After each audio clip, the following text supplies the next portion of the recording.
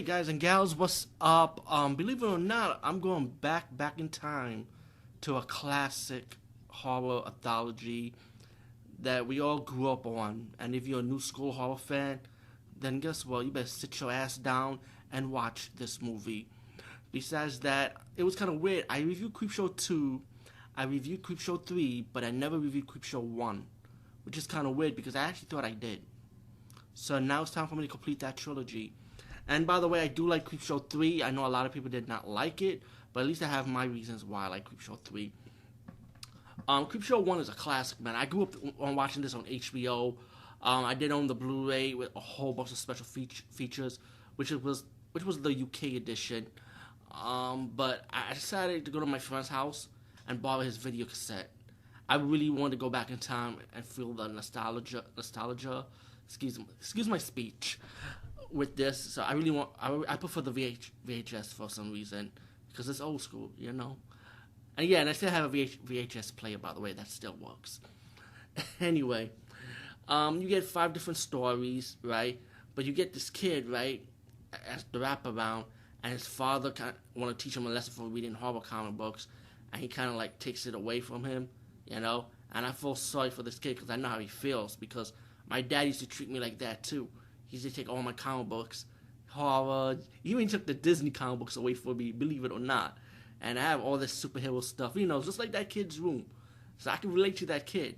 And the kid got pissed off, you know, and then he wished his father rot in hell. And you know, you say things you don't mean, but this kid means it. And then suddenly he saw the ghoul, you know, by the window. And then the ghoul turns into a cartoon. And page by page, you'll see stories of different horror anthologies based on like the Easy comic books or EC comic books, if I'm corrected. They did most of the horror comic books back in the days.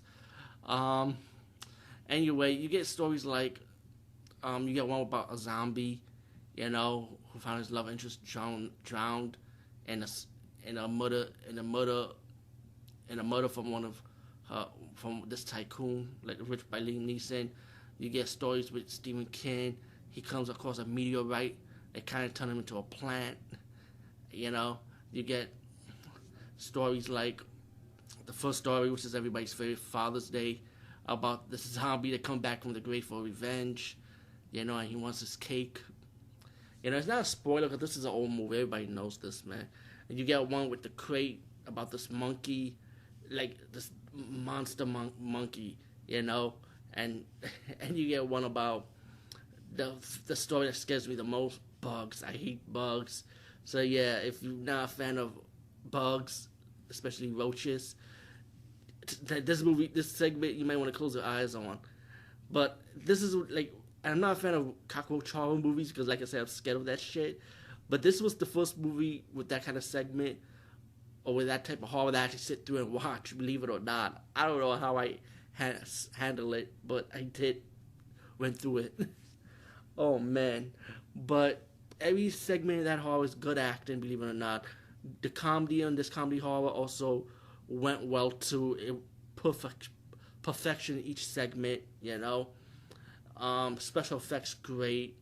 You know, the score for this was wonderfully well done, you know. And, of course, the wraparound to end the story with the kid and what the ghoul did to his father was another cool wraparound.